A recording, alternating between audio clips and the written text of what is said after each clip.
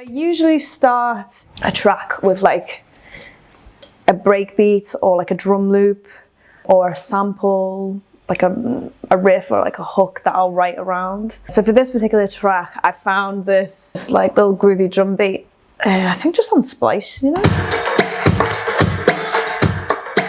And it's like, it's kind of like, sounds super 90s. And as you can see, I basically just either looped it, chopped it up, I let that run for a couple of bars, and then I always tend to, if I've got a sample or a live drum groove, I often like to then program a kick and snare alongside it to give it a bit of a welly. And then just to round off this like little drum groove, I've got this sort of like, I don't know what it is. It's like the snare hit. Don't know if you can hear it, but in my head it makes all the difference. But after the drum groove, I then thought this needs a little bit of a guitar riff. I then looped this little arpeggiated guitar. So it sounds like this.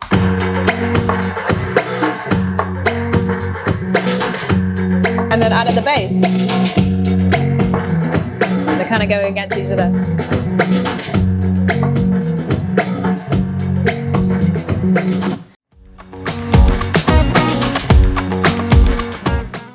And at that point, I think that's when I started writing the lyrics. But I often leave this till last because I just like to have the full instrumental to really vibe off what I think the track's going to be about or like how I'm feeling about it. But for this particular one, I think I actually just came up with this little bit here.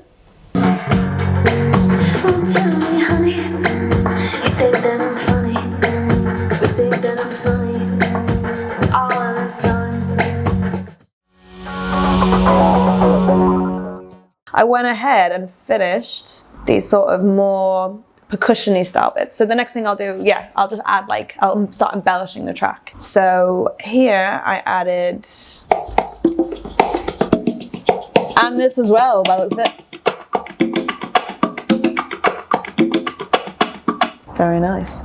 And all together it sounds like this.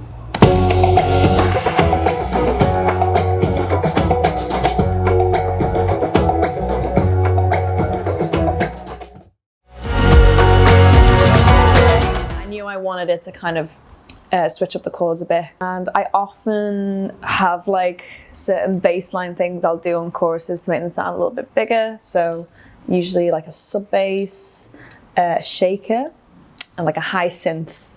And you kind of like got that like depth between the low end and the high end, and just feeling like it's opening up to something, which I always do.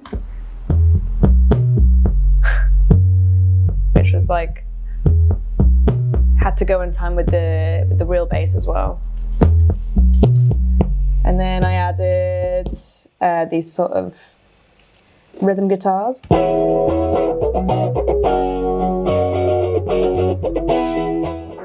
As you can tell, there's like 20 different guitar tracks going on there.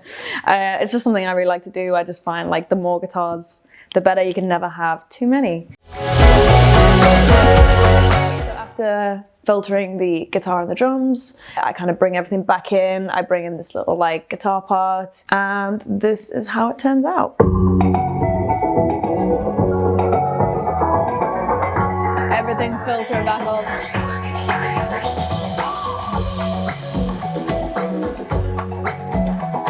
Cushion comes back in.